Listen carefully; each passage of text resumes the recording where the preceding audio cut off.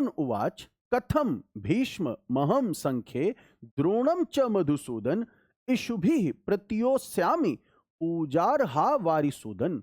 यहां अरिसूदन और मधुसूदन ये दोनों भगवान कृष्ण के लिए प्रयोग किए गए हैं।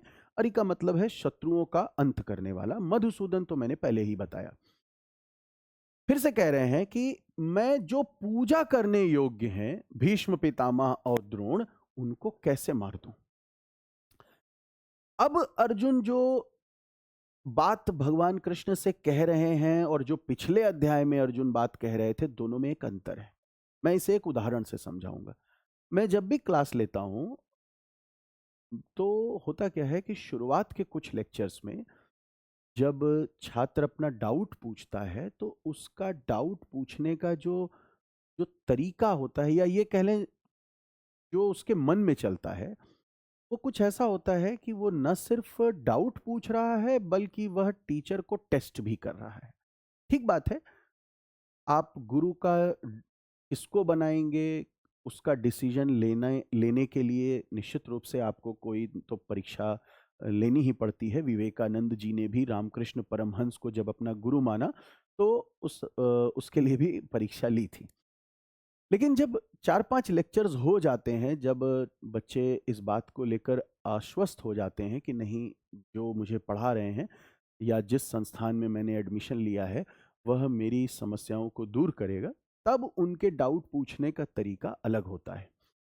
भगवान कृष्ण से पिछले अध्याय में जिस प्रकार की बातें अर्जुन कर रहे थे, दूसरे अध्याय आते आते ऐसा लगता है कि इनके टोन में चेंज आ गया है। अब ये सरेंडर्ड स्टेट में रिक्वेस्टिंग मोड में बात कर रहे हैं और पिछले अध्याय में लॉजिक्स के साथ बात कर रहे थे। तो कह रहे हैं कि जो पूजा करने योग्य हैं उनको मैं कैसे मारूं। आप तो शत्रुओं को मार रहे हैं, आप तो राक्षसों को मार रहे हैं, हमारे सामने तो परिजन है। ठीक, तो मेरे लिए ये संकट बहुत बहुत बड़ा है। अब आगे देखिए अगले श्लोक में क्या होता है, जो 5वां श्लोक है। गुरुन हत्वा ही महानुभावान, यानी महान गुरुओं की कैसे मैं हत्या कर दूं। इनसे अच्छा है कि मैं इनकी हत्या ना करूं। श्रेयो भोक्तुम भैक्ष्यम पीह लोके, यानी यहां मैं कौन सा श्रेय ले लूंगा।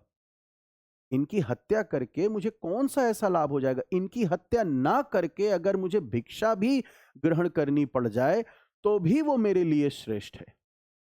ठीक, तो हत्वार्थ का मांस तु गुरु निहैव भुंजीय भोगान रुधिर प्रदिग्धान, यानी इनकी हत्या करके जो मुझे सत्ता प्राप्त होगी, जो मुझे राज्य प्राप्त होगा, वह तो रुधिर माने रक्त होता है, तो वह तो खून से सना होगा। ऐसे रक्त, ऐसे राज्य को लेकर मैं क्या करूंगा। अगले वीडियो के लिए थोड़ा सा वेट करिए।